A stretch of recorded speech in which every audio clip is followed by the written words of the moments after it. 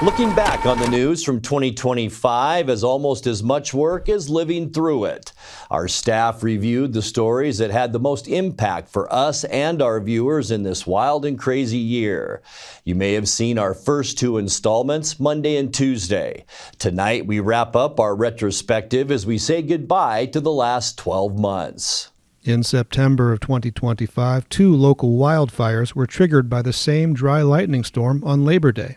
The Lower Sugarloaf Fire ignited east of Plain, while the Labor Mountain Fire was kindled northeast of Clay Elum. That fire soon burned across the county line to threaten Chelan County communities, including Wenatchee and Blewett Pass. Between them, the two fires would consume nearly 86,000 acres of wildland by November, while firefighters' efforts helped to spare homes and property in the area. It could have been a tragedy, but a quick-thinking semi-driver averted disaster when his vehicle lost its brakes heading downhill on Grant Road. The semi was hauling a load of harvested pears and heading west on Grant when the brakes failed. The 21-year-old driver maneuvered through the intersections at Valley Mall Parkway and Highway 28, then intentionally rolled the vehicle on the bypass at the foot of Grant Road outside Fred Meyer.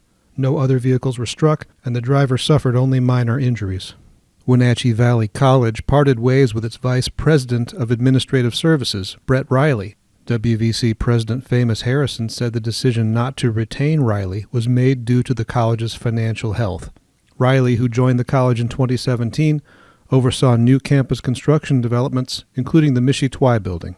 In a breakthrough the entire Wenatchee Valley had been hoping for, searchers found the remains of child murder suspect Travis Decker, the subject of a national manhunt after the killing of his 3 children along the Icicle River. Parts of Decker's skeleton were found with the help of an aerial drone on Grindstone Mountain, not far from the murder scene. The bones were positively identified as those of the 33-year-old Decker. Dozens of police agencies had spent hundreds of hours over the previous months combing the area around the crime scene and deep into the Enchantment's wilderness. In October 2025, an early morning flood temporarily closed the Serve Wenatchee Valley office and Fresh Hope Market on Orondo Avenue after a water line broke. The Wenatchee nonprofit hosted a market and other services for low-income clients. Executive Director Mike Malman and his staff were able to relocate to an East Wenatchee site while the damage to their building is repaired. On National Hydrogen Day, the Douglas County PUD cut the ribbon on a hydrogen manufacturing project years in the making. The $27 million plant in the industrial Baker Flats area is designed to produce hydrogen fuel through electrolysis for consumer and industrial purposes. The Wenatchee and East Wenatchee police departments disabled a default setting on their flock safety surveillance systems after learning that the U.S. Border Patrol was able to access their license plate data without their knowledge. Washington law forbids local police agencies from cooperating with most federal immigration matters. A review by the University of Washington found that Flock had a default setting that gave Border Patrol access to its data, while individual departments that held contracts with the company were unaware. That discovery, plus a finding by a Skagit County judge that Flock's surveillance video is subject to disclosure as a public record, led Wenatchee police to disable their cameras entirely 2 months later. In November, a crucial boost to the operating levy for Eastmont Metro Parks and Recreation failed as the general election came to a close.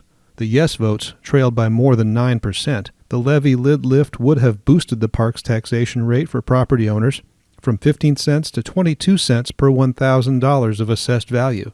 Supporters say consequences could include the closure of the Eastmont Aquatic Center and program cuts across the board.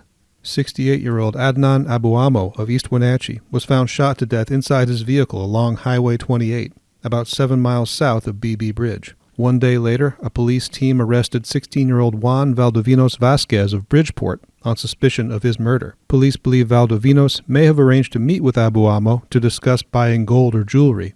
Abuamo was the executive director of TranCare, a Wenatchee-based nonprofit that gives transportation for low-income patients who need to reach medical appointments. Sandy Zarate, a Wenatchee Valley dance instructor, became one of 50 people statewide to be honored for outstanding contributions to the public humanities. Humanities Washington is a state-run nonprofit that funds cultural programs.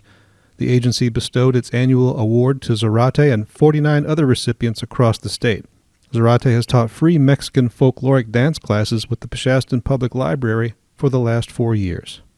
Wenatchee Valley College trustees voted to keep President Famous Harrison in his position for the next 3 years. Harrison was the target of criticism over the college's handling of harassment and personnel matters in 2025, which put WVC's accreditation in jeopardy, but the vote to extend Harrison's contract was unanimous. The new agreement runs through 2029 and will pay Harrison more than $275,000.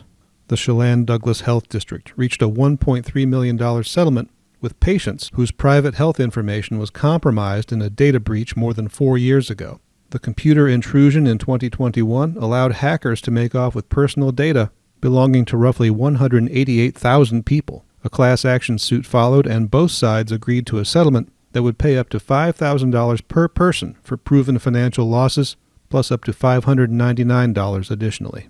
A head-on crash near Wenatchee's Easy Street roundabout killed 2 young passengers and severely injured their driver. 12-year-old Bentley Knight and 14-year-old Eric Figueroa died from their injuries. Both were from East Wenatchee. The driver, 18-year-old Jared Smith, was hospitalized. Police say the crash may have resulted from an illicit street race. It remains under investigation. No charges have been filed. In December, a pair of auto crashes on Highway 97 and 97A proved fatal for 2 people and injured 6 others. One of the wrecks involved a Douglas County police pursuit, while the other left a Cascade High School bus full of student athletes flipped onto its side. The crash on 97A involved a Ford Ranger colliding head-on with a school bus carrying Leavenworth wrestlers to a meet in Chelan. A 63-year-old passenger in that pickup truck died, and bus driver Jose Solis was injured, but the students on board were spared. An Eastmont School Board member was charged with domestic violence in December. Jason Hines, recently re-elected to the board, was accused of assaulting his teenage daughter and stalking his former fiancée. He was briefly jailed at the Chelan County Regional Justice Center. The Eastmont School Board will likely consider Hines' status in January. The next court hearing in his criminal case is scheduled for late February.